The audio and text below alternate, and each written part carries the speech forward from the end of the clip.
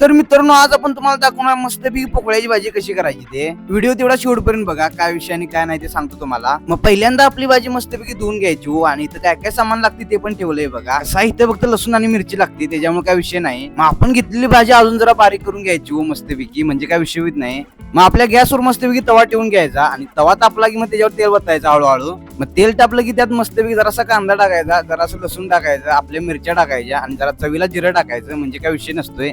सगळं टाकून झाल्यावर मस्तपैकी हलवून घ्यायचं. मग सगळं हलवून झाल्यावर मस्तपैकी आपली भाजी त्याच्यावर ठेवायची. काय कसं आहे, आता भाजी दिसताना लय दिसते हो, खरं नंतर ती शिजल्यावर बारकी होती, त्याच्यामुळे काय विषय नाही. मस्तपैकी त्याच्यावर मीठ टाकून घ्यायचं बघा हलक्या हातान. कसं आहे, मिठाशिवाय चव नाही हो कशाला. मग सगळं हळूच हलक्या हाताने ते सगळं इकडे तिकडे करून घ्यायचं बघा. चुकून हलवताना इकडे तिकडे सांडलं, खाली सांडलं गॅसवर, तर मम्मीकडनं मला ठोकाच पडतोय बघा. त्याच्यामुळे जरा जपून करायचं. मग त्याच्या हळूच आपली प्लेट ठेवून घ्यायची हो मस्तपैकी शिजायसाठी. मग मस्तपैकी शिजते ते, त्याच्यामुळे काय विषय नाही. मग ते व्यवस्थित शिजल्यावर आपलं मस्तपैकी भाकरी टाकायचं आणि खायचं, त्याच्यामुळे काय विषय नाही.